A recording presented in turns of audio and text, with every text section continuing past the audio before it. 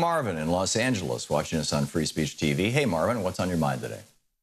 Hi, Tom. Long-time listener, watcher on TV, and first-time caller. I want to address the healthcare issue. We spend billions of dollars on the military.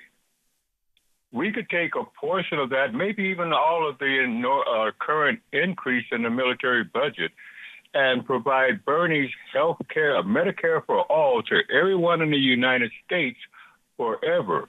My concern and question is, where is Schumer and Pelosi and bringing this out and pushing back on this train wreck that the Republicans are trying to put on the country so billionaires can become bigger billionaires?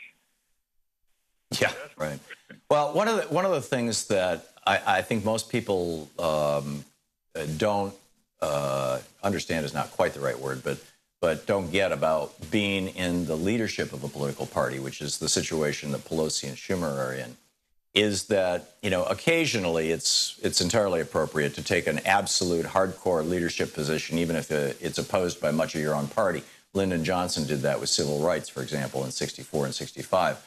But that's very, very rare. Normally, the job, as they would describe it to you, you know, Pelosi or Schumer, of being a leader is to really facilitate what the majority of your members want. So it's really, you're kind of a servant to your own caucus.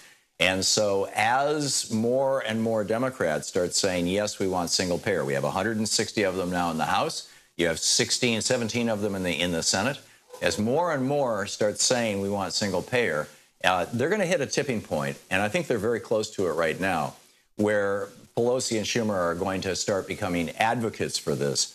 But right now, they have to represent their entire constituency, you know, all of the Democrats in the House and Senate. And so, you know, if Joe Manchin doesn't think it's a good idea, or Heidi Heitkamp, or some other conservative Democrat, or, you know, middle-of-the-road Democrat, or whatever you want to call them, you know, Republicrat, if they think that, you know, Schumer and Pelosi have to honor their wishes too. They can't. It's not helpful for them in their position as leaders, you know, which is really more of a parliamentary thing. You know, it's making things work, getting legislation through, making sure that proper procedures are followed, helping coordinate public relations and all that kind of stuff.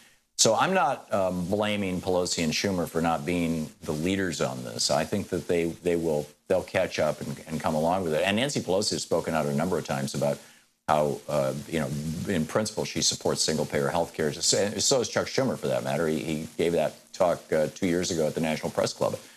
So, you know, I think really what it has to, and then the politicians, you know, I say the leadership is waiting for their politicians to say we want this. The politicians are waiting, Marvin, for you and me to say we want this. And this is why we need to be calling these people's offices and telling them, you know, not only do we not want Graham Cassidy, we do want single-payer health care.